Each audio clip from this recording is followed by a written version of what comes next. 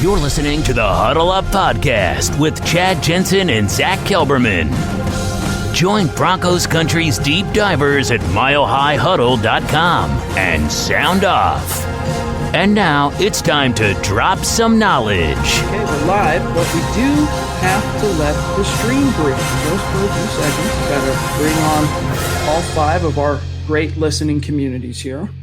And we're good. Welcome in, everybody, to the Huddle Up Podcast, presented as always by Mile High Huddle, powered by Overtime Media. I'm your host, Chad Jensen, and with me, as always, my partner in crime. You know him, you love him. He is Zack Kelberman. Zack, there was a really interesting statistic that our former employer, CBS Sports, dug up on one Philip Lindsay. And you know what? Real quick, I'm just going to go ahead and show this because everyone should see it. Just it kind of helps bring home, I think, the how rad this is. Philip Lindsay, Zack, for those of you who missed this today, Philip Lindsay is the first player since the NFL merger to have 450-plus carries and 0 fumbles in his career. Your thoughts? That's Philip Lindsay for you, and that's exactly why he's the RB1. And you know what? It's hashtag feed Phil, then hashtag pay Phil. I don't know what more he has to do, but I'm so glad he's finally getting some national attention and some national shine for all he accomplishes. That is a trait of a workhorse running back one in the NFL. He's sure-handed, he can catch, he can run, he can block, he can really do it all, and I think he deserves way more, Chad, than the $750,000 he's making this season. It's a disgrace. So there needs to be more like this, more national accounts, more national exposure, and hopefully it kind of nudges the Broncos' arm and nudges their elbow to sign and open those purse strings and pay Philip Lindsay what he deserves to be paid. Amen. And by the way, guys, I hope you are following Mile High Huddle on Instagram for memes and pics and superstar shout-outs and all that stuff. But yeah, Philip Lindsay, I mean, just so far this season, it's been remarkable despite the injuries because, of course, he opened up the season in week 1 with the turf toe injury, didn't return after halftime, misses week 2, misses week 3, misses week 4, comes back in week 6 as Melvin Gordon, of course, gets strep throat, which comes, the same week that he gets the DUI. Philip only comes back from basically a month of languishing on the sideline to bust off 100 yards on the road at Gillette Stadium. Then week 7, he gets the concussion, but he still pops off. What was it, 80-something yards rushing and 6 or 7, 8 carries, I think, against the Chiefs. Gets the concussion, battles through it, gets out of concussion protocol. In time for week 8 against the Chargers, comes in. He only gets 6 touches, Zack, but in those 6 touches, he gets 70-some-odd yards, including a 55-yard touchdown. This cat is averaging almost 6.5 yards per clip in 2020, Zack. The hashtag feed Phil, the hashtag pay Phil have never been more appropriate than they are right now. And it's not just my perceived bias as a Philip Lindsay fan saying that either. When you look at the stats and look at the facts, one of Philip Lindsay's runs against the Chargers was more yardage than all of Melvin Gordon's yards combined. He can just bring a different element to the offense. And it's okay if you don't want to acknowledge him as a true running back one, but what it is inarguable to me and undebatable is that he deserves to be paid. He deserves to have a long-term contract. He's a double 1,000-yard rusher, a former Pro Bowler.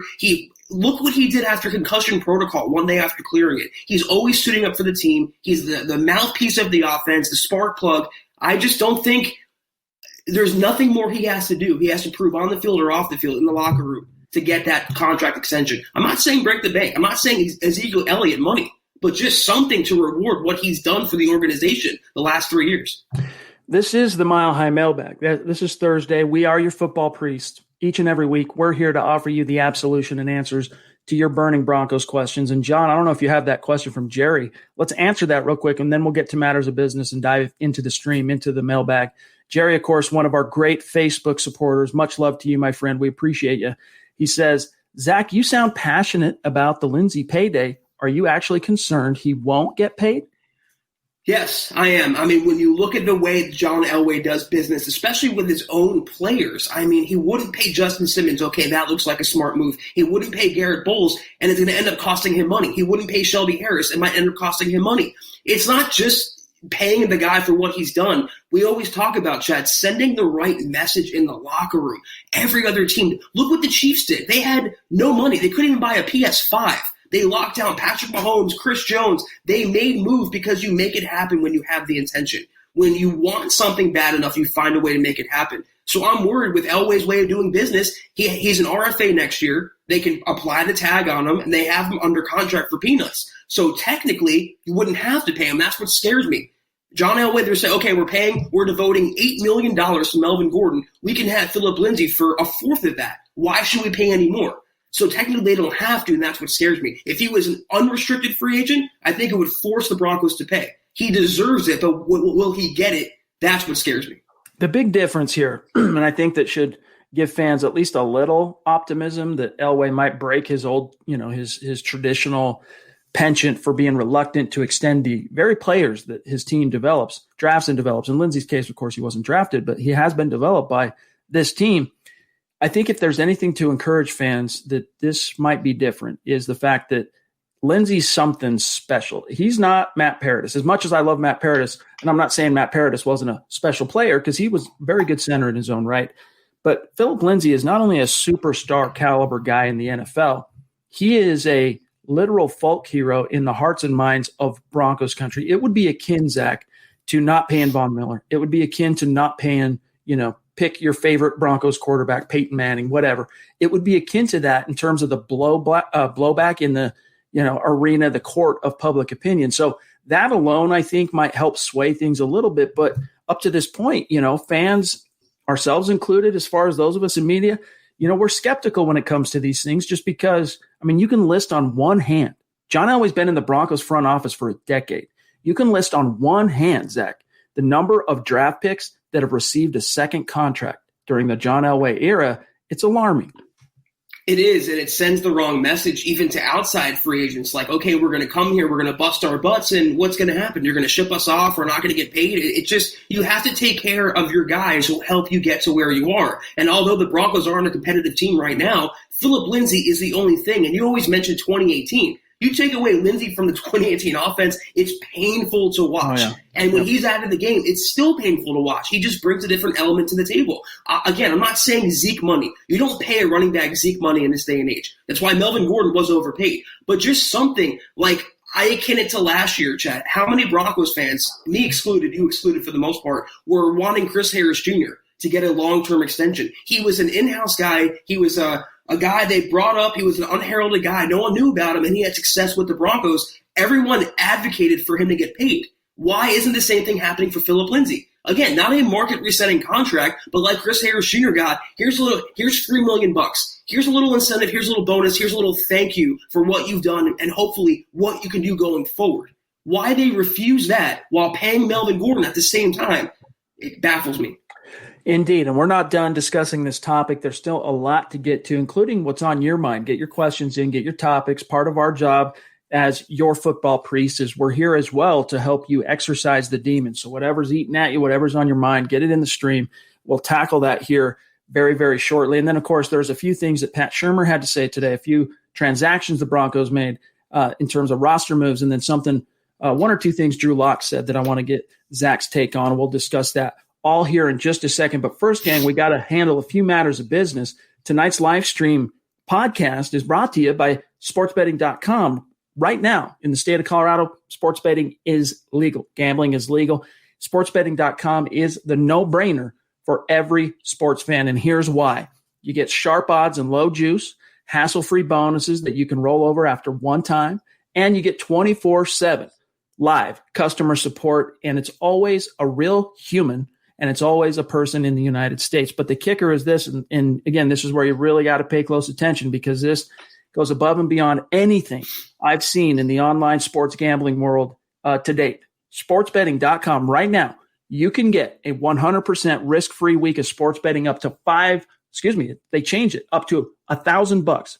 A 100% risk-free week of sports betting up to $1,000. And it's not just one bet, gang. It's all of your bets. And the way it works is you play for a week. If your losses exceed your winnings, at the end of the week, sportsbetting.com will cover 100% of that difference up to $1,000, and you can roll it over one time. So head on over to sportsbetting.com/milehighhuddle. That's sportsbetting.com/milehighhuddle so they know that we sent you, and capitalize on this risk-free week of sports betting up to $1,000. And then I'll make this matters of business exceedingly brief, gang. Follow the pod on Twitter at HuddleUpPod, the main account on Twitter at Mile High Huddle.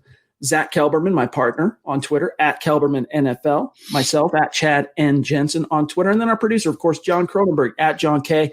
MHH. And then also a gentle reminder to head on over to the merch store and get your swag on.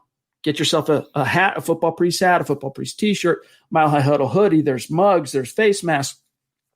Little something for everybody. It's another way that you can support what we're doing here at MHH. Also, a quick shout out to our Facebook community, which just continues to grow exponentially. We appreciate each and every one of you.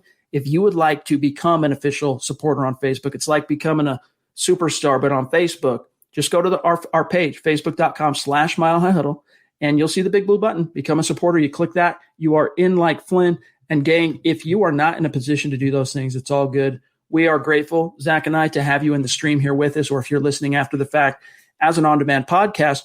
What we ask, though, is these three things. Each and every one of you listening right now can do these three things. Subscribe, first and foremost. Second is like this video or like this podcast. And then the third thing, and this is crucial, share it out there on your social media. If you think we're doing a good job, the best litmus test for us to know that is to see you out there sharing it, or if we tweet a link to the podcast, you retweet it, things like that. That helps us continue to grow organically and reach new, like-minded Broncos fans just like you. This is the Overtime Podcast Network. Broncos country, listen up. Coors Hard Seltzer, it's not your average seltzer, because rooted in Coors' long history of sustainability is a brand inspired by a generation that wants to do good in the world with a mission to restore America's rivers. It used to be, if you wanted to make an impact, you wanted to make a difference in the world, you'd have to get off your butt. You'd have to go out there and do something. With Coors Hard Seltzer, they're making it all the easier to make that impact. And the way they're doing it is by launching the world's easiest volunteer program. Whatever you're doing, by simply cracking open a can of Coors Hard Seltzer, you're volunteering, because our waterways are at risk. 80% of America's rivers are drying up. But through a partnership with Change the Course, Coors Hard Seltzer is helping to protect and restore America's rivers. Each 12-pack of Coors Hard Seltzer, this is how it works, restores 500 gallons of fresh water to U.S. rivers and the communities that depend on them. And the way it shakes out is 1 billion gallons of water restored to 16 river basins across the U.S., including the Colorado River. And that's just year one. Plus, with Coors Hard Seltzer, you get 4 refreshing flavors, 1 cool cause. Enjoy naturally flavored black cherry, mango, lemon lime, and grapefruit. And the specs are in, gang. Coors Hard Seltzer is 4.5% ABV and only 90 calories. Chad, I know for a fact, watching that Broncos-Chargers game in the first half, I needed a few Coors Hard Seltzers to get me by. But after that wild comeback victory, I'm celebrating with my Coors Hard Seltzer in the best possible occasion. So, gang, join the world's easiest volunteer program. By simply drinking Coors Hard Seltzer, you can volunteer to restore America's rivers.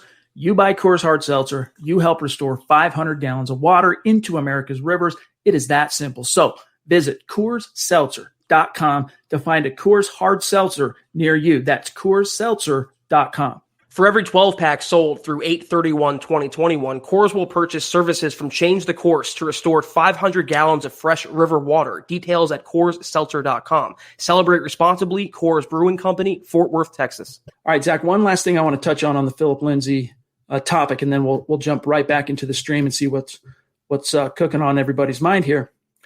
You know, 2018, I bring it up a lot, and you referenced it, that can you imagine just how bad, how dark things could have gotten in the final year of the Vance Joseph era if Philip Lindsay doesn't pop? And then one other thing about that is, if you guys can remember back to 2018, Denver went into the bye, and it was ugly, man. They were a few games below 500. They weren't even close to being in the playoff conversation.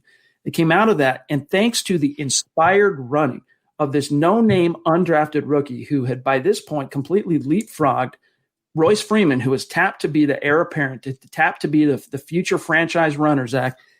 3 games in a row, he goes off, does Philip Lindsay, and puts the Broncos almost single-handedly. I don't want to give him too much credit, but offensively, single-handedly nearly, puts the Broncos back in the playoff hunt, and then inexplicably, they end up crumbling down the stretch, and the rest is history. Vance Joseph is dispatched.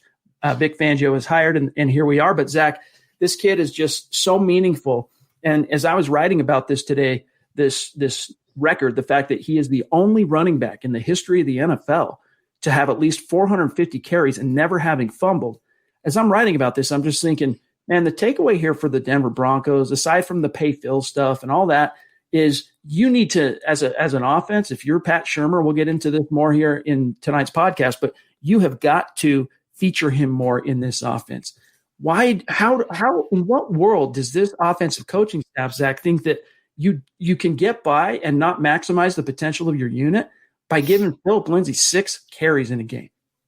It's the same Pat Shurmur, and I hate to harp on coaching, but he said in his press conference today, which you might touch on this one remark, about going no huddle and up tempo with Drew Lock. He was like, maybe we should do it. Maybe we should, it's something to consider. It's a good thing.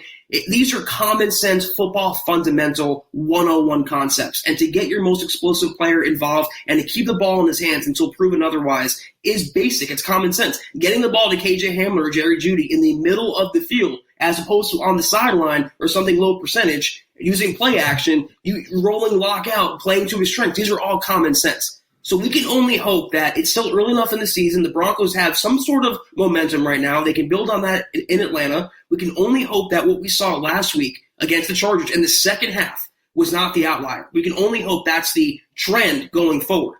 It's a tale of two different teams, Chad. It really is. It's ugly, and it was pretty in the second half. We can only hope that pretty just keeps extending forward. On one hand, I can understand it. It's kind of the plight of an offensive coordinator that has just a smorgasbord of offensive weapons. I mean, the Broncos do, even without Cortland Sutton, they have offensive weapons just coming out their ears, basically. I understand how it's not easy, especially when you don't have a proven veteran quarterback distributing the ball. You got a quarterback that's still going through his own learning curve. I understand how it might not be easy to distribute targets in the passing game, but Zach, it should not be that hard to figure out how to get your running back carries. Let's grab this super chat from Stephen Baumgartner, one of our superstars. Appreciate you, Steve, and appreciate you reaching out to us on your on Twitter, on DM, and letting us know what's going on in your life. And we're with you, my dog. I don't want to betray anything that you haven't already talked about publicly, but we're with you, my friend. That's all I'm going to say. And he says, hey, guys, I'm excited for the game on Sunday. How many touchdowns and passing yards do you think Drew will have on Sunday? Interesting question, Zach. Why don't you start out on this one? It's funny, Steven actually tweeted about this not too long ago. I look at this game very comparable to the Texans game last year, where it's a very soft defensive opponent, kind of a lowlier team. You're in a controlled environment. Everything kind of works in your favor. The Atlanta Falcons pass defense ranks 31st in the NFL, averaging over 311 yards yielded per game through the air. That is exploitable even for this Broncos offense without Cortland Sutton, even with a young Drew Lock going through the process of being a young signal caller in the NFL. So I think this is a game like what Drew Lock had last year. I think it was 309 and 3 touchdowns. I can see the same thing happening this Sunday. Not only do I hope for that, I'm actually expecting that. I think this is the game where he kind of busts out and he carries over that fourth quarter into an entire 60-minute game. So I think 300 yards, 3 touchdowns for Drew Lock this Sunday. I'll hedge just a little bit, although the spirit of what Zach says, I agree with. I do think you're going to see Drew and this offense build on what they accomplished in the fourth quarter last week. But I'll hedge just a little bit, Stephen, to answer your question, and I'll say somewhere around 250 yards. I'll say 2 touchdowns and 1 pick. But it's going to be really fun to see how it shakes out because, as Zach said, defensively, this is a really juicy matchup. It's a smash spot. I mean, they yield yards, they yield air yards. This is a soft defense. They're okay against the run, but they're exploitable everywhere else. So if they have Tim Patrick, he's practicing on a limited basis 2 days in a row now, Chad. He comes back to that when you have KJ Hamler catching the game-winning touchdown, when you have Alberto scoring, you have Noah Fant getting healthier now, you have Jerry Jeudy kind of warming up with Locke and their chemistry getting going. You add all this together, combined with Lindsey, who will play in this game, combined with Melvin Gordon, there is no reason why they can't put yards and points on the board this Sunday. Shout out to Stu Meat here, jumping in with another super sticker. Really appreciate the support, my friend. And he says, what's up, Broncos country? It's really good to see you, my friend. And like I said, the support does mean a lot to us. Trust me on that. It all adds up. It all goes a long way. So we do appreciate your support. On the point, excuse me, frog in my throat. John, have a few supers queued up and ready to go and questions that you see, but there's one quick point I want to dive deeper on, something Zach brought up with regard to Pat Shurmur. The idea that, he was asked today about tempo. Hey, look, we saw Drew Lock do a better job in the fourth quarter of not only moving the ball, but reading the field, going through his progressions. And the Broncos obviously reaped the rewards, picked up some big yardage. Is increasing tempo earlier in the game, is that something that could help Lock? Here's what he said to specifically quote Shurmur, quote, "Well, that's a common narrative. We have plays that we use strategically where we have no huddle plays or fast from the huddle plays. And there are times where if you're stalled out a little bit, maybe that's a way to kind of jumpstart things. But we were stressed for time and points, and that's sort of why we had to do it, and it works." I think that's normally where a lot of people go into situations like that when you got to score or you get some scoring drives late in the game. Why don't you do it earlier? It's a good question. There's probably times when it would make sense, but there's also other times where you got to just do things better early in the game to not be put in that situation, close quote. So, Zach, on one hand, I see this as a little bit of coach speak in terms of not wanting to tip his cap to the opponent and say, yeah, we're going to run tempo on the Atlanta Falcons as soon as we hit the field. But on the other, I think it's still, based on what we've heard and seen from Pat Shurmur up to this point, it's also pretty evident that he's kind of slow to adjust in terms of recognizing what's really working for his unit. Yeah, it's very much coach speak, but it's like, come on, man. I mean, did you watch any film of Drew Lock last year? Did you watch any film of Lock at Missouri? This is a guy who builds off tempo. He builds off momentum. He's a field general, a gunslinger. It's a type of game that he plays. Again, Pat Shurmur, he's not Case Keenum. He is a lot more so, don't hold me to this literally, guys, like Kyler Murray. And when you allow him to play that way, like you saw in the second half last week, good things happen. So I know he's not wanting to tip his cap and tell Atlanta what's going to happen, but Atlanta's coaches get paid too. They know this offense flows through the running game first and foremost, and then Lock, when he does pass, a lot of shotgun, 3 wide receiver sets, 2 tight end sets. They know the tendencies from Drew Lock, so you're not hiding them. You're just doing him a disservice by toying with the idea and not really committing to it. I agree with you. We saw with Noah Fant, Chad, he went away from him completely in the entire second half of the season opener in a winnable game. And then what did he do in the weeks that follow? He force-fed Fant in the tight end to the point of it was overcompensating. So it takes him a while to adjust. He's I don't know what you call him in this weird season. I wouldn't say a slow adapter, but he needs to recognize Lock has a certain game, and the Broncos offense thrives on that game. And under no circumstance should they change that. This is the Overtime Podcast Network. Charlie Beagle brings up a point here, obviously very tongue-in-cheek. He says the Broncos are on the verge of greatness, or at least 500, the doorstep of mediocrity. And while, Zach, far be it from us to celebrate the fact that a win in Week 9 gets the Broncos to 500. Again, you're literally mediocre if you're at 500. At the same time, Charlie, and anyone that's kind of thinking that way, consider this, okay? The fact that the Denver Broncos went through an epidemic of injuries, unprecedented in team history, all right, this year. Even 2013, which was bad with injuries, I think this year eclipses that easily, all right? Excuse me. The fact that they overcame that, well, first of all, you get out to 0-3 as a result of the injuries, because it's not just the Von Miller, the Cortland Suttons, the Jarrell Caseys, the A.J. Bouye's early. You lose your starting quarterback in Week 2, and at that point you had already lost out on 1,500 reps in OTAs in the preseason with your new offensive coordinator and your second-year quarterback and really your first-time starting quarterback. Then you have to go to Jeff Driscoll. Doesn't work. Then you got to go to Brett Rippon, and you have a little success. You get your first win on the board. The Broncos guys, don't look now, but they have won 3 of their last 4 games. And, of course, it's been very uneven the way they've gone about doing it. But the results on the board speak for themselves.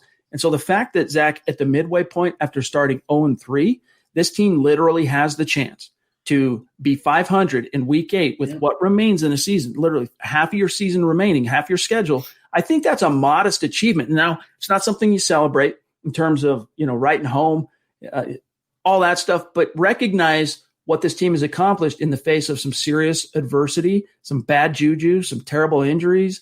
It's actually kind of remarkable.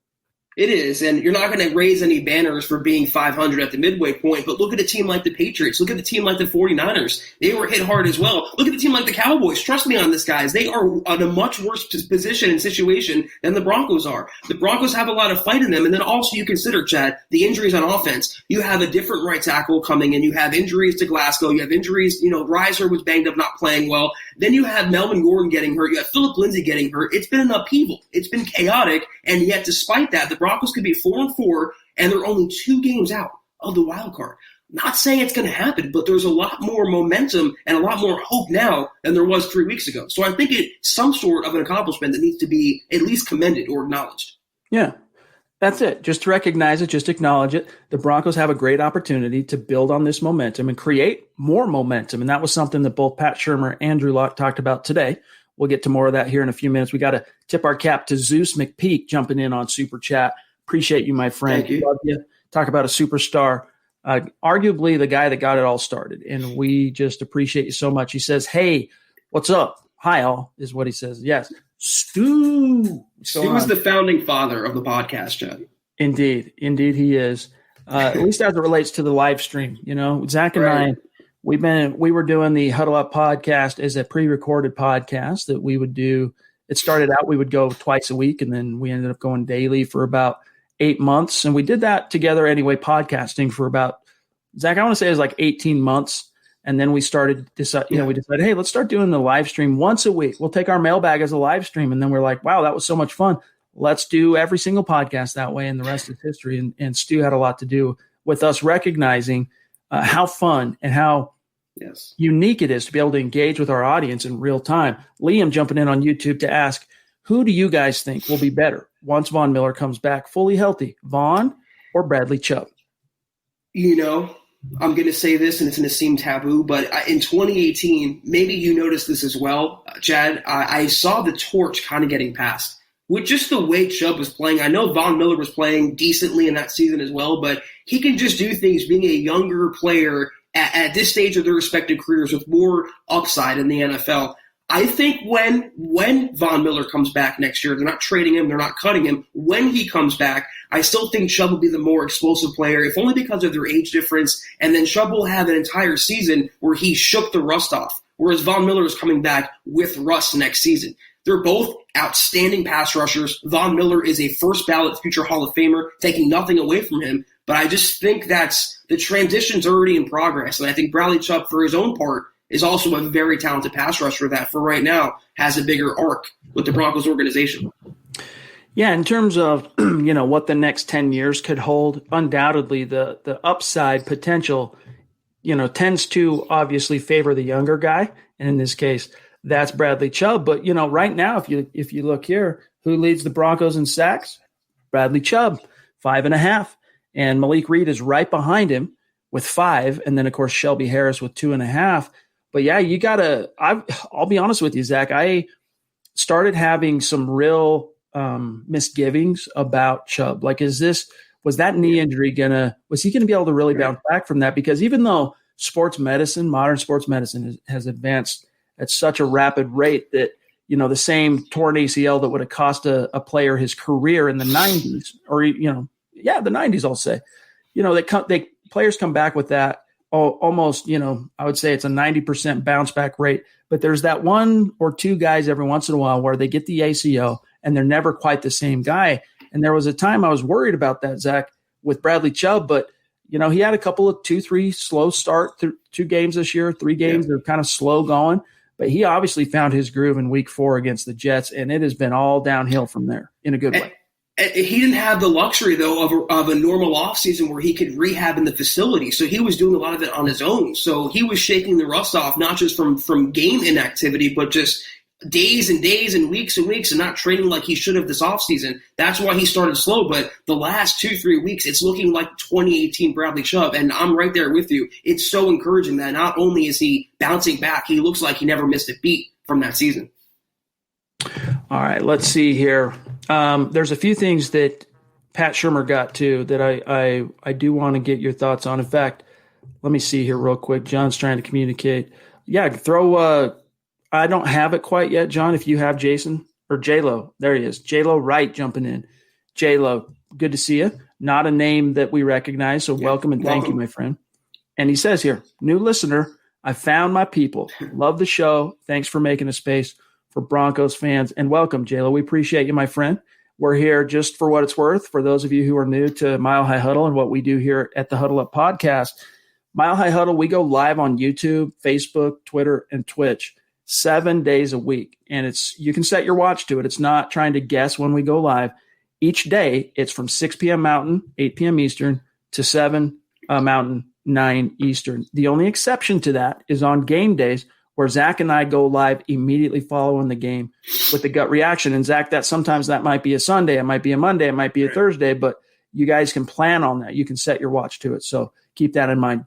This is the Overtime Podcast Network. Jason Christopher jumping in, another name new to us on Super Chat. Welcome, Jason. Welcome. Thank you. He says, when it's all said and done, how will you reflect on Von Miller's career as a Denver Bronco, and how will his legacy fare among all the all-time greats? Interesting question. I think it's a little premature in terms of, it's not time to turn the page on Von as a Bronco yet. But just to answer your question, Von Miller, he's right up there. I think there's an argument that can be made for the greatest defensive player in team history. You got Von, you got Champ Bailey, and then you could throw in Steve Atwater, who's in the Hall of Fame. There's a few others that you could make an argument for, but really I think if you boil it down, Zach, it comes down to Von, Steve, and Champ. And I think Von has an argument for being at the top of that, even though Steve Atwater brought home 2 rings and he's also in the Hall.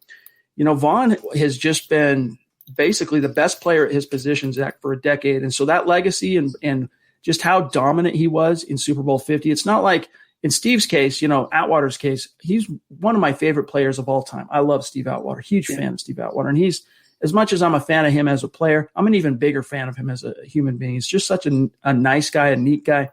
But he wasn't like the tip of the spear in terms of the Broncos bringing home the bacon in Super Bowl 32 and Super Bowl 33, whereas Zach, Von Miller was that tip of the spear. And while I wouldn't go so far as to say that he single-handedly brought home the 3rd Lombardi, it's not too far in terms of straying into hyperbole to hint that, Yeah, very well said. I'm going to throw in Simon Fletcher as well. That's a franchise legend, arguably the best pass rusher in Broncos history. I think Von exceeds that, and I think he will go down if he never plays one more snap for Denver. Of course, as a first-ballot Hall of Famer, a Ring of Famer, his legend is intact.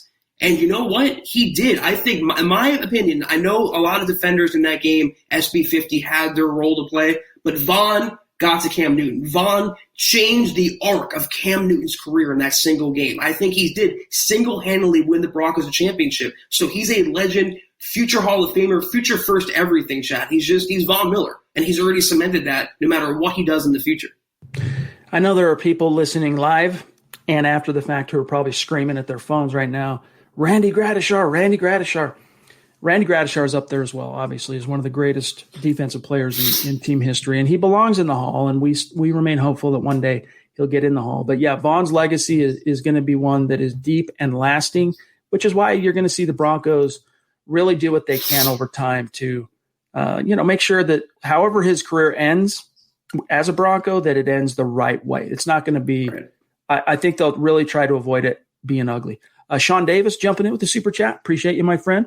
He says, been watching you guys since 2018, showing some love. Well, thank you, Sean. I really appreciate your long-time support and listenership, my dog. And the support on Super Chat means a lot to us. And if you have a question, Sean, feel free to drop it in tonight, being the Mile High Mailbag. Thank you for your support.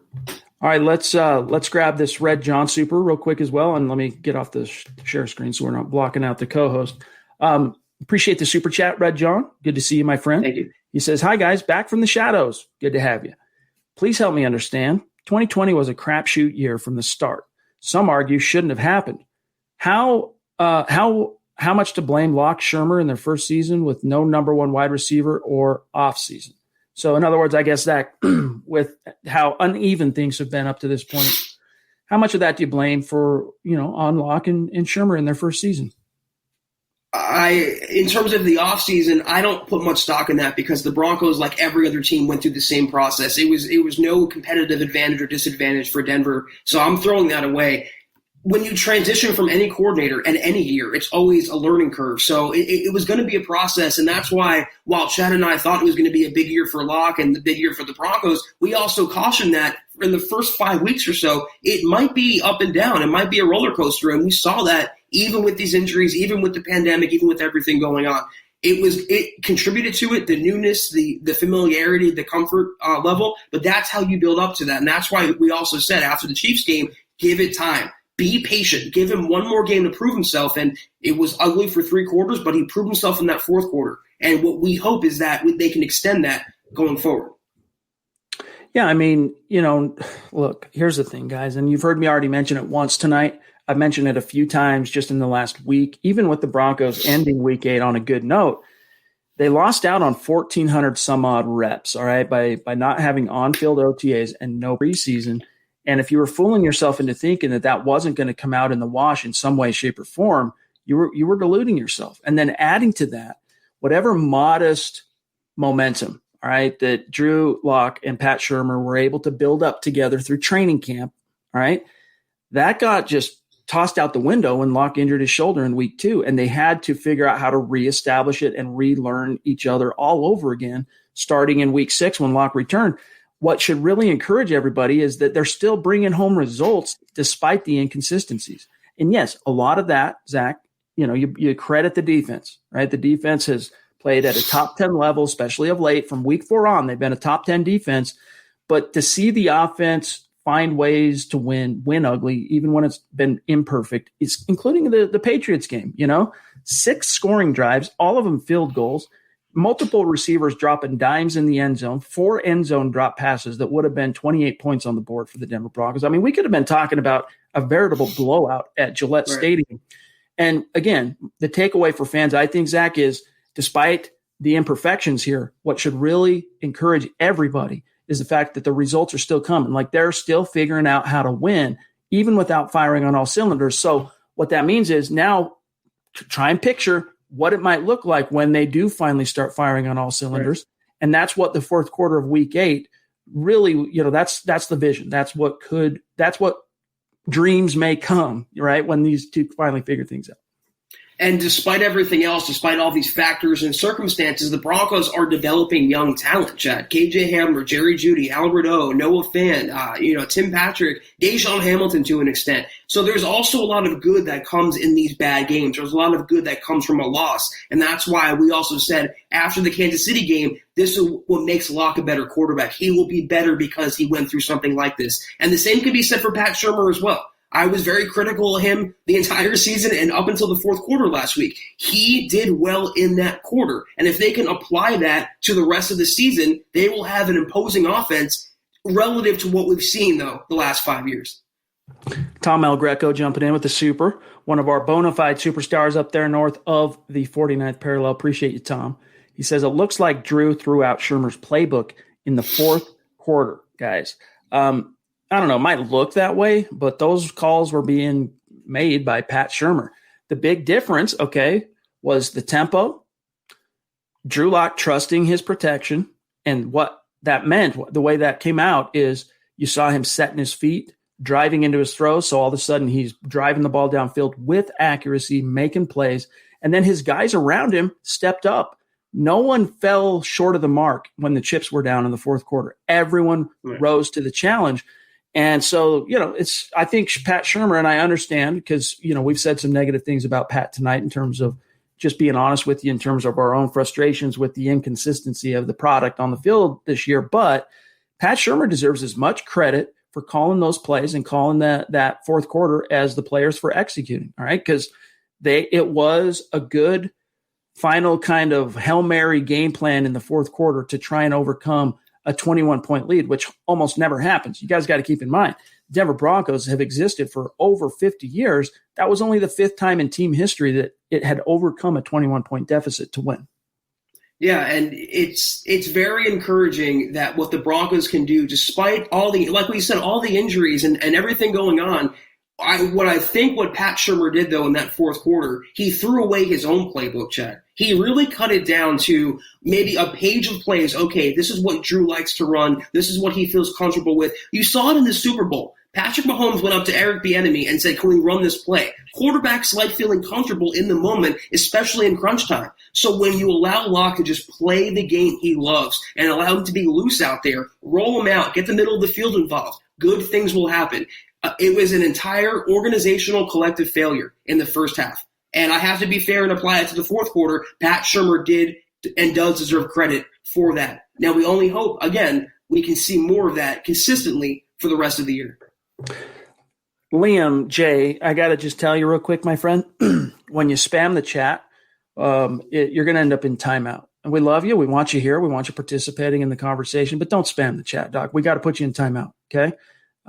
Whatever you have to say, keep it within the scope of what either we're saying or people are responding to you in the chat, all right? Otherwise, you come off as spam, and we got to 86 you. We don't want to do that, all right? NH5 jumping in with the super chat. Much love to you, my friend. Really appreciate how you've come on strong the last little bit, so appreciate you. He says, how's it going, fellas? Thank you, Daylight Savings. I can now occasionally catch you guys live during the week. Thanks for the content. I always look forward to the pod, live or not. Really appreciate that, man. Yeah, and again, drop us a question if you have it. It's honestly, it's a small thing, but, it's one of the spices of life, I guess you can say. I love daylight savings in terms of the fallback, right? It's spring forward. You lose an hour in terms of your circadian rhythm, your internal clock. You fall back and you gain that extra hour. So you wake up at 8 in the morning and your alarm's going off or 7 or whatever time you wake up, and it feels like to your body that you slept an hour late. So that's when I love that. Sean jumping in. Thanks, buddy. He says, what's up, MHH fam? Still hopeful that we make the playoffs. Zach, sportsbetting.com gives the Denver Broncos a less than 10% chance. It's just under 10% chance of making the playoffs this year, but it's the NFL. And, look, the final 8 games, well, no, I'll include the Falcons. The final 9 games, you got the Falcons. That's a game the Broncos can and should win, even though they are underdogs on the road. But if you can figure out how to split with the Raiders, which you've done as a team in each season dating back to post Super Bowl 50. So in each season post Super Bowl 50, you split with the Raiders. If you can do that again this year, if you can beat the Chargers in their house, which I think you can, if you can win one of these 2 games, if you can either win the New Orleans game at home or the Buffalo game at home, you're still going to lose to the Chiefs and Arrowhead by all likelihood. But I still think there's a better chance than the odds makers can see right now that this team could get in with that, especially with the NFL opening up a 7th playoff spot in the wild card for each conference. It's okay, though, guys. Let them hate. Let them give them 10% chance. Let them give 7% chance. I'm not saying it's going to happen, but they're 2 games out right now behind Cleveland for that 7th wild card spot. A lot of season left to go. They beat the Falcons, which they should do. They have a little nice winning streak. They go to 500, and anything can happen. I bring this example up a lot, Chad. I'm not saying it's going to play out this way, but the 07 Giants. At this point of the year, they're probably given a 5% chance of ever doing anything that season, and we all know what happened. Let things play out. What happens Sunday should dictate whether the Broncos, for the rest of the season, can be legit contenders. I don't know who that was that's asked who's going to have the better game on Sunday, Melvin Gordon or Phillip Lindsay. But Lindsay, I'm putting my money on Phillip Lindsay. This is a cat that has some serious momentum. I mean, the last 3 games he has, and keep in mind, in the Kansas City game, he missed 2 quarters basically, but he's been averaging nearly 7 yards per carry since he returned from that turf toe. So I'm putting my money on Phillip, of course. And I'll take that one better. I think I will guarantee, and hold me to this, guys, on the pod on Sunday afternoon, Phillip Lindsay will score a touchdown on a long receiving play. That's what's going to happen. He's going to have 100+ all-purpose yards and at least 1 touchdown Sunday. Mark my words. Based Gase jumping in. Still, every time I see that profile pic of those crazy eyes of Adam Gase, I giggle. Appreciate you, my friend. Thank you. He says, a fan of Lindsey, but I'm concerned about his durability. Huge college workload at Colorado and 2 seasons in the league plus injuries. Pay him, draft a running back in 2021, and cut Gordon. Look, I think that's the whole durability issue. While I think it's a fair concern considering his size, all right, this is the first year that it's really eaten into his momentum. I mean, think about it. As a rookie, he takes the NFL by storm, Pro Bowl season and then that wrist injury in the second to last game. And he only misses one game. He misses one game as a rookie. It's the season finale. Year 2, plays the whole season, no problem. This year opens up with the turf toe, and turf toes can be nagging, Zach. And then the concussion, which, concussions can happen to anybody, and they're not typically, knock on wood, but they're not the type of injury that, like an ACL that ends the season. And so I just think it's too early to get too far out over your skis on durability concerns. Although that's why the Broncos, I don't begrudge the Broncos for keeping the running back stable, well stocked with dudes that can pound the rock. All right.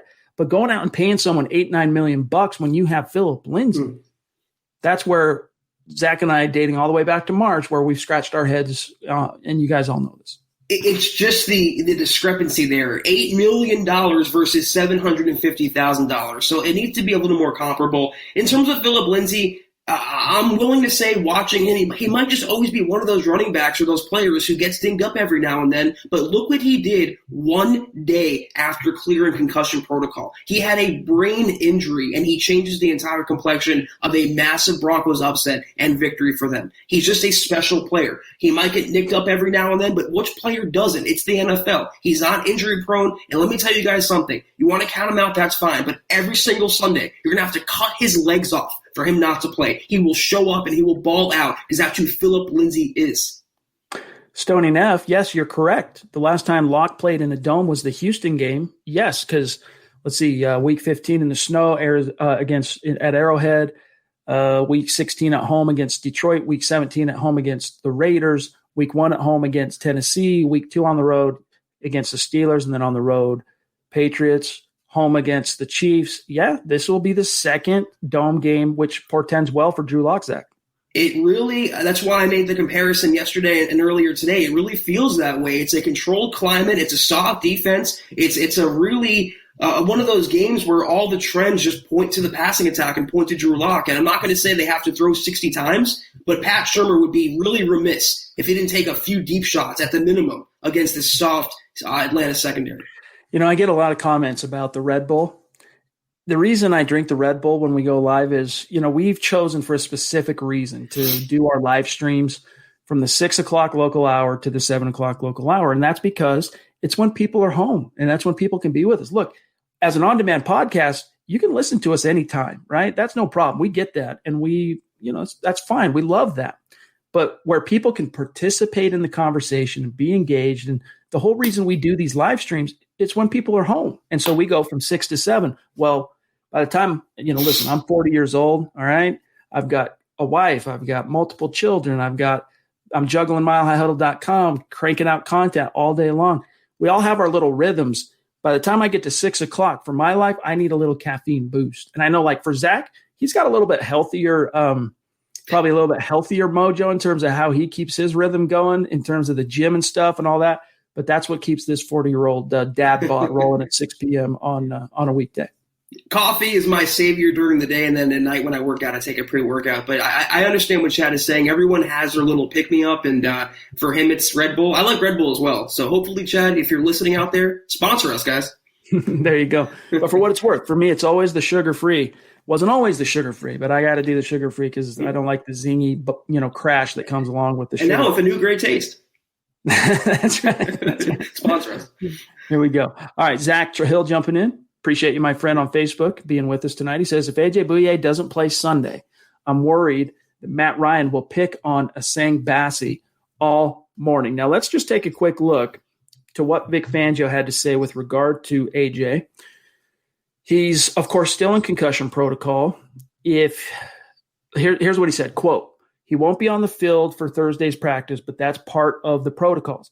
Guys with a concussion cannot hit the field until Friday with the team, close quote. So, Zach, up to this point, there is nothing to lead us to believe that AJ is behind schedule on the concussion protocol, but we won't know for sure until tomorrow. So to Zach's point, yeah, I mean, you got to worry a little bit if Bouye's not on the field because, you got Calvin Ridley, you got Julio. I mean, there are some real weapons there for the Falcons in the passing game.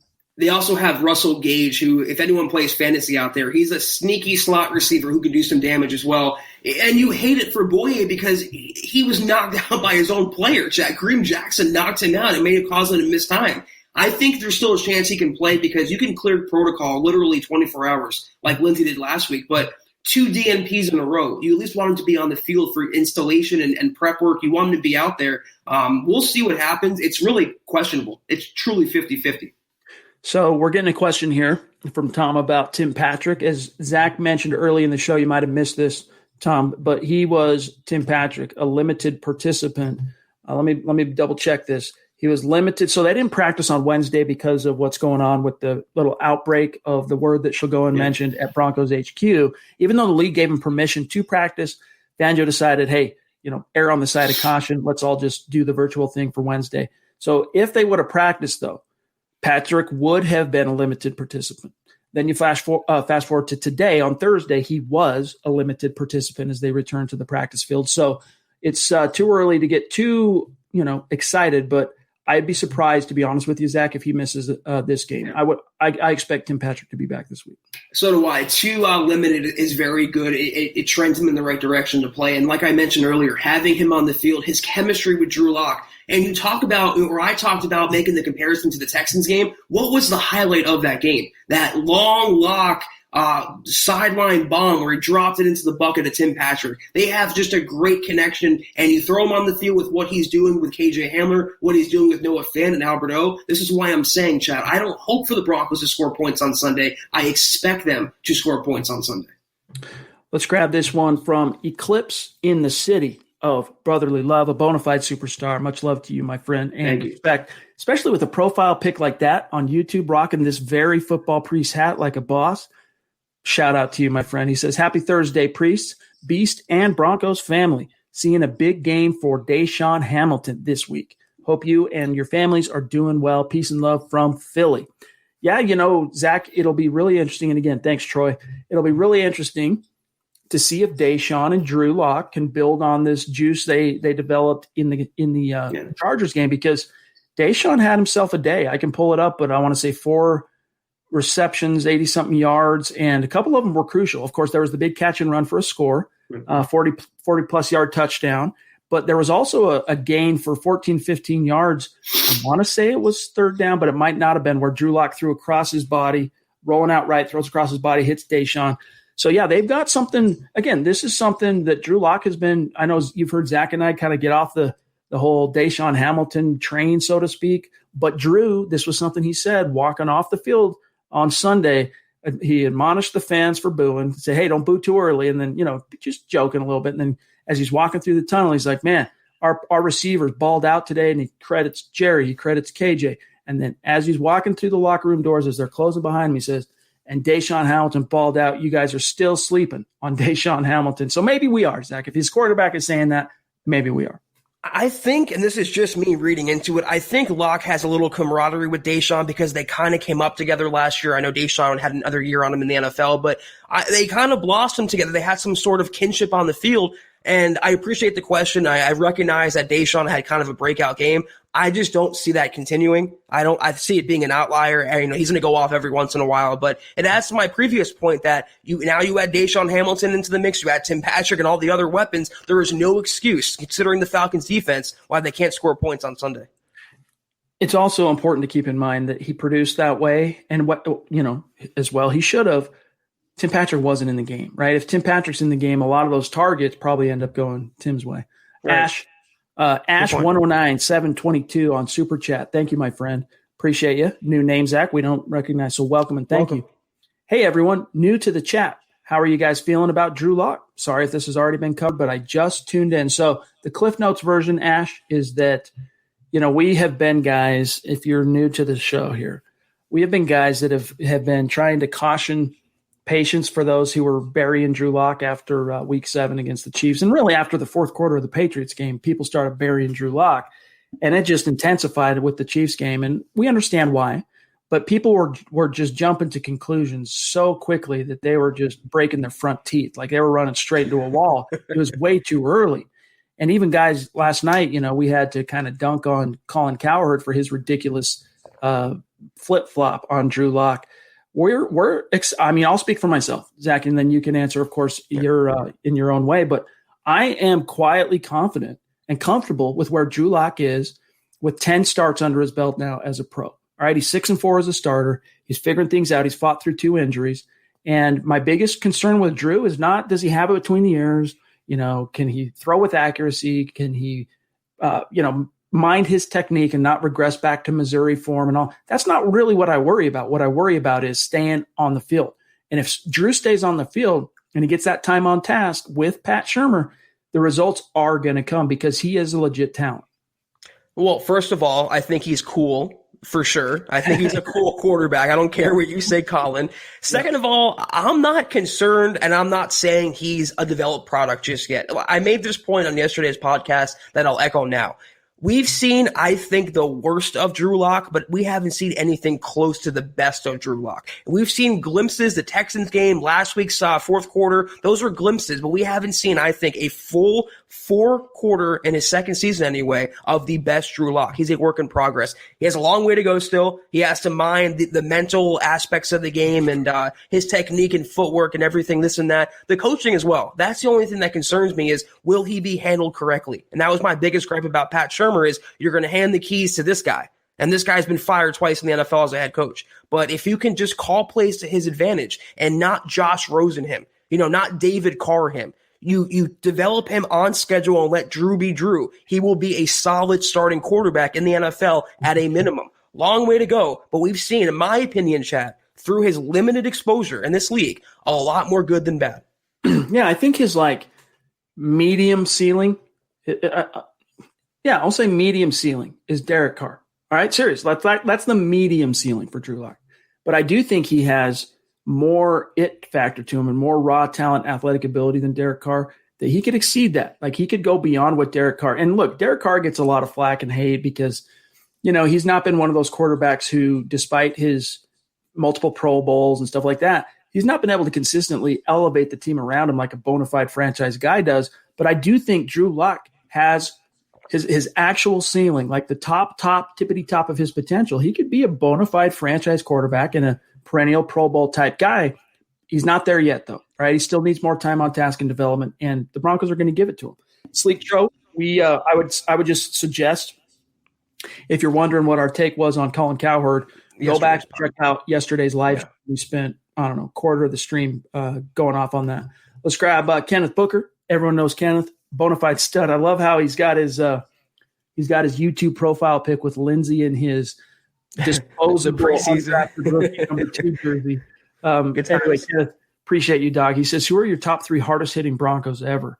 I would say hands down, honestly, I'll start. It's a toss up, to be honest with you. Number 1 between Steve Atwater and Dennis Smith, but I'm going to err toward the Hall of Famer and say Steve Atwater. And not just because he's in the Hall of Fame, but think of the play in Super Bowl 32 where he knocks everybody out, including himself. Think about the hit on Christian Okoye that literally ruined the Cat's career, the Nigerian Nightmare. So I'd say Steve Atwater. I'd say Dennis Smith. And then it really becomes kind of a toss-up between multiple guys that you could throw in there at number 3. But I would look at some of the guys at the safety position in just the last decade. Brian Dawkins, only here a couple of years, but ferocious hitter. John Lynch, I'd probably have to, if I'm honest with you, probably put John Lynch at number 3. But even Kareem, man, Kareem's been laying the wood, Zach. So, he's at least in the conversation, maybe not top 3, but I would have to say it's all 3 safeties. It's Atwater, Smith, Lynch in that order. I agree, but let me add one name in there, TJ Ward. When he was the enforcer in that secondary for the no-fly zone, he can lay some lumber. So I think he should be in a tie for 3rd. But the first 2, Chad, I'm right there in agreement, Atwater and Dennis Smith. All right, where are we at? We're at 56 minutes, so we got to kind of rapid fire through these remaining supers, and then we'll dip on out for tonight. Dale Rude jumping in with a very generous super chat. Thank you, Dale. Yeah, man, that's phenomenal, and it's not a name that we recognize on Super Chat, so we really appreciate you, Dale. Welcome. Make sure you reach out and connect with us on Twitter so that we can stay in contact and shout you out after the show. And stick around. We're live every night, 6 p.m. Mountain, 8 p.m. Eastern. He says, found you guys about a month ago. Love the show. Great content. For the 5 touchdowns, for the 5, I guess he's saying touchdowns, I'm hoping to see from the offense this weekend. Okay, yeah. Hashtag pay Phil. I got you, 735. Okay. Yeah. Hashtag pay Phil, hashtag locks. Swagger. Rad, dude. I love the symbolism and really appreciate the support. Hashtag pay Phil, guys. Hashtag pay Phil. Glad it's catching on. We got Chase Wellner in the hizzy as well. Longtime listener and superstar. Thank you, Chase. Thank you. In hindsight, was Albert Okwuegbunam. No, I keep saying it that way. Okwuegbunam. A good draft pick. Better than Greg Gumbel. We didn't love it at the time just because of the Noah Fant. You still needed to figure out Jake Butt. You still had Troy Fumagalli. But so much changed. Even just take Albert O's performance so far out of the equation just temporarily. We've gotten so much resolution on the tight end position in terms of Jake Butt, IR, Andrew Beck, IR. Troy Fumagalli didn't even make the 53. Albert O was a big reason for that, but they're bringing Troy Fumagalli back, by the way. So I got to say, Zach, what modest negativity we had for that pick is saying, look, why you got Noah Fant and all these other. Right. He's we got to eat our fair amount of crow on that. Well, I'll eat 9 weeks worth of crow because it's way too soon to evaluate any prospect. He looks promising, Chad. I'm not going to lie. And what I like about Albert O, he's already produced more than Jake Butt ever did for all those years, and more than Fumagalli ever did. So I don't think he's a bust. Whereas I don't think he's a starter yet caliber talent either. He has to prove himself a little more in his rookie season, mostly as a blocker. Isaiah, 1127. Excuse me, jumping in. Appreciate you, my dog. This is another guy, Zach, who's really come on strong the last month or two. It's basically since the season started. So appreciate you, Isaiah. Zach's whiteboard challenge. Please share. Hashtag MHH. It's nothing exciting. It's story ideas mostly for the Cowboys. So that's a big mystery. As Chad will know, it's easier when you get the ideas out of your head. Sometimes you write it down. It becomes more visceral for you. So I like to see it. For those of you who don't know, one of Zach's jobs in the NFL is covering the Cowboys for Heavy.com. So sometimes for people who are new to what we do here, they're like, wait a minute, why Cowboys? What? Zach has two hats that he wears as far as being an NFL analyst. And one is, of course, what he does here on Huddle Up and, of course, at milehighhuddle.com as a senior columnist and then also as a Cowboys beat writer. But, yeah, as far as the whiteboard, I do the exact same thing, only I just use a Google Doc. I do mine digital. But for a lot of writers, it's a lot more. It can be a lot more instinctive and intuitive to have a whiteboard that you can visualize and reflect off of, and just boom, and that's Zach's thing. And then he says, "Much love to what you guys do for Broncos country." So thank you, my friend. Thank you, Isaiah. Thank you. All right, let's see what else we got here. Jake Gerard jumping in, talk about a superstar, longtime listener. Appreciate you. Thank you. He says, what up, guys? Can we give some love to DeMar Dotson? Should we give him a 2-year extension just in case Mr. Clean won't play and we go left tackle in the draft? Zach, before you answer that, I just want to serve over to you what Coach Shurmur had to say about DeMar Dotson today when he was asked. He said, quote, I like DeMar, but I like experienced guys. He's calm and steady. He's been there. He's done that. And without them even mentioning it, I'm sure some of the younger guys can draw some confidence from that. But I like the way he's been playing. He plays hard. He's a tough guy. And he's been helping us here in the last month for sure, close quote. Can you pull up the question again? I was busy, fantasizing if that's Juwan James as Mr. Clean. I wasn't sure. I was imagining that in my head. 2-year extension for DeMar Dotson. That's tough. I wouldn't commit to him, I think, past one more year. I think he's a good bridge guy, but regardless of what happens, if Juwan James does come back next year, if Garrett Bowles is re-signed, they have to stock the cupboard. They cannot leave it dry anymore. And in fact, the DeMar Dotson, the whole situation there should have been a glaring indicator as to that we cannot allow this to happen again. They've rebuilt the interior. Now it's time to rebuild the tackles, regardless of what happens with the two guys they have. By the way, Facebook user with a really good question here. In order for StreamYard to display your name, you got to give StreamYard permission on Facebook to do that. It's if you're looking at the stream, in the description of the stream, there's a link to click there. So next time we see your name and profile pic. But he wants to know, or she, do you see Melvin Gordon serving a suspension this year? Yes. And when are we going to pay Philip Lindsay? That's the rhetorical question, for the ages as far as Lindsay. But Gordon is going to serve, and it's not a 2-game. It used to be 2-game mandate. Now it's 3-game. That was changed in the new CBA. So yeah, and I think it will happen in 2020. So hashtag pay Phil. It's if he gets a 3-game, he can appeal that. It might be cut down at 1 game. There's a chance, depending on when they announce it, the games could be rolled over till next year, Chad. It could be a suspension that kicks in 2021. But yeah, I think the NFL will come down for at least 1 game that he can't, get out of. Appreciate the kind words and your dedicated listenership, David. He says, "Hey, Chad and Zach, been listening and watching you for years, especially at work. Thank you so much. Thank you, David. Why no toss sweeps with Phillip? Pay the man. I'm from Boulder, now in Utah. Go Broncos." Yeah, I'd like to see more of – look, Phillip Lindsay is a guy that despite his size is – and here he is on a super chat. Wow, thanks, David. I didn't even know you did a super, so thanks, my dog. To your point, Phillip Lindsay is a guy that despite his size is actually a very accomplished, instinctual, tough runner between the tackles. But the Broncos and Pat Shurmur, you got to start figuring out ways, and you can do it in the run game, as he mentioned, tosses, sweeps, counters. There was one counter in week 8 in which you got Dalton Reisner pulling and opening up a big hole. Phillip Lindsay picked up 20 yards. If you guys can remember that late hit out of bounds from Nasir Adderley that helped the Broncos move, that exact play, you need to see more things like that, Zach, where you're using him on the boundary where that speed can really kill. I have been literally screaming at my TV set for every week this season, get the ball in his hands, throw a screen, throw something, throw a toss play, throw something in the flats, get the ball in Phillip Lindsay's hands. And I don't know if it's that predetermined notion as to he can't catch, which he can. I don't know what the deal is, but it reminds me of last year when Scangarello would call Freeman plays for Lindsay and Lindsay plays for Freeman. They have to get the running backs right. I think they're using, for the most part, Melvin Gordon correctly, but get Phillip Lindsay in space. He's not, for the most part, an inside runner. He makes his bones on the edge, on the perimeter. If you get him in that space, he will make things happen. Eclipse says, please, let's not forget Josie Jewell's hit on Derrick Henry in week 1. And yeah, I mean, that definitely was a big hit, although I'll just say this, Troy. I wouldn't quite put Josie Jewell up there among the all-time greats as far as the Broncos' biggest hitters of all time. But thank you again for the support, my friend, and hope everything's going okay for you in Philly. Guys, I think that, you know what, just because I had to admonish Liam, let's grab this one from Liam just so he knows we still love him, all right? Liam. Tough love. Sometimes it does take tough love, all right? But the takeaway is love, all right? Much love to you. We do appreciate it. He says, what do you guys think Royce Freeman's value is if we toss him into a trade? Well, the trade deadline come and gone, so that ship has sailed. I think the best case scenario that you could have ever gotten for Royce this year with the water that's been under the bridge on him, maybe a conditional 7th-round pick tops. And Dionisio Ortiz jumping in with a super chat. Thank you, Dionisio.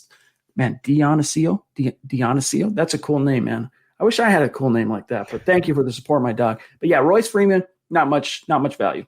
This is pretty funny. $500 to get from $500 and a used T-shirt. No, but when you have players like Everson Griffin, he drew a 2021 conditional 6th-round pick. I mean, this was a very lukewarm trade market, and a player like Royce Freeman, I don't think he's the worst player, but he's a Jag. He's the Jag to end all Jags. There's 10, 15 other running backs on the open market like him right now. So negligible trade value, and that's why he didn't get traded. All right, before we dip on out of here, make sure we want to remind you guys, tomorrow we drop the Mile High Roundtable at milehighhuddle.com, the written article where we go around all the staffers at Mile High Huddle, tender a prediction and a pick for Week 9, Broncos-Falcons with a score prediction. Zach, do you have anything kind of zeroed in on that yet, or do you want to wait today for the actual written article? Well, I kind of gave it away yesterday that I think we saw a score prediction that said 28-20 Broncos, and I think I said I expect the Broncos to either meet or exceed that total, but I think the Falcons won't meet that total. So I'm going to leave you guys in a little more suspense. The only thing I'm going to say right now is the Broncos should win this game going away. This should be a resounding Broncos victory, and I think we'll see that. I'll give you mine, all right? I'm going to pick the Denver Broncos to win this game 27-17. That's my pick. 27-17. I think, but think about this, okay? 27 points for an offense that had totaled 3 through 2.5 quarters of play last week. Might seem like a leap, right? Might seem like, hey, pump the brakes. But I think the Broncos, Zach's onto something. The dome game, the momentum of the fourth quarter. I think you're going to see an offense that gets out to an early start, puts it on Atlanta, and allows that predatory defense to be predatory. And, we talked about it on yesterday's show, a few keys to victory. And one of them is you got to start forcing some turnovers and getting out to an early lead. That's what allows the great defenses like the Chiefs, who, look, if you look at them on paper as far as talent on defense, outside of Chris Jones and Frank Clark, and there's a few other guys on that defense that are really good players, it's not an elite unit, but what allows them to produce statistics and stuff that are on that scale is the fact that their offense is giving them 2 and 3 score leads by the time they hit the locker room. So for halftime. So get out to an early lead, Zach, and I think this defense can start getting more of those turnovers. Chad, you made me seem a little bit like an a-hole there, giving your prediction, not giving mine. So I'm gonna give mine. I'll treat you guys. I'm gonna say Broncos 29, Falcons 16. I really do think they will keep this Falcons offense in check. You stop Todd Gurley, him being 85 years old. He has nothing left in the tank. You get after Matt Ryan. I hope AJ Bouye plays in this game. That'd be a big boon to guard Julio Jones with. But the Broncos offense should score, and not only score, Chad, but give the defense a lead to work with. Let the defense work with the lead after backs, not from a deficit. And I think the Broncos will start fast, put some points on the board, and win this game going away. It might be 29-16, but it won't be as close as it appears when you actually watch the game. Hey guys, before you dip on out of here, just a gentle reminder, like this video before you dip on out. It really helps us out a ton, those of you that are with us live. And, thousands of people watch these videos, Zach, after the fact on YouTube and Facebook. So if you're listening to this after the fact, give us a like. It really does go a long way toward helping out. But that's got to do it, gang, for tonight's episode of the Huddle Up Podcast. Thanks to each and every one of you for spending some time with us here tonight and for all the questions and comments and engagement. We love you. Mile high salute to our Super Chat superstars and our Facebook supporters. You guys mean the world to us. Make sure you connect with us, though, on social media. Keep the conversation going there. Keep the conversation going at milehighhuddle.com. First and foremost, follow the podcast on Twitter at HuddleUpPod. And then while you're at it, while you're following accounts on Twitter, follow at Mile High Huddle. And then also follow my partner here, Zack Kelberman. Oh, wait, quick aside on that. Go ahead and throw him on. Black Knight jumping in. 11th hour. Good to see you, my friend. Appreciate the super. Okay.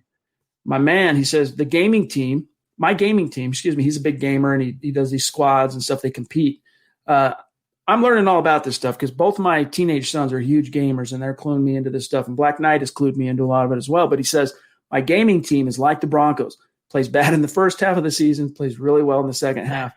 Very cool, man. Well, hopefully that means things are going well for him, Zach. Yeah, and hopefully, you can replicate that success as well. So I wish you success if it ties to the Broncos. And you know what? I always say I'd rather win pretty than lose ugly. And I think, Black Knight, you would agree, and your team would as well. So my congrats on your victory. All right, guys, follow the pod on Twitter at Mile High Huddle. And then Zack Kelberman, you got to follow Zach on Twitter at Kelberman NFL. Myself at Chad N. Jensen. And a reminder, our producer, John Cronenberg at John K. MHH. And then, guys, Zach and I are signing off for this week, but there'll be a fresh podcast tomorrow night from the Dove Valley Deep Divers, same time, 6 p.m. Mountain, 8 p.m. Eastern.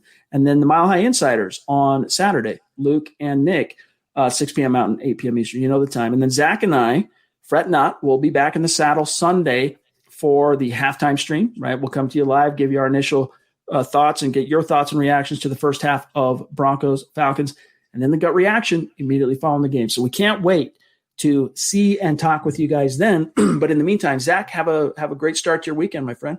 You too. And Chad, the next time we see each other on here, the next time we see Broncos country, the Broncos will be winning this game. Fear not, like Chad said, and the Broncos are on their way to being 500 in what was a once lost season. Chin up. All right, guys. For Zack Kelberman, I'm Chad Jensen. Thanks for another great week of podcasting here for the Huddle Up Podcast. We love each and every one of you. We'll see you Sunday. You've been listening to the Huddle Up Podcast. Join Broncos Country's deep divers at milehighhuddle.com to keep the conversation going.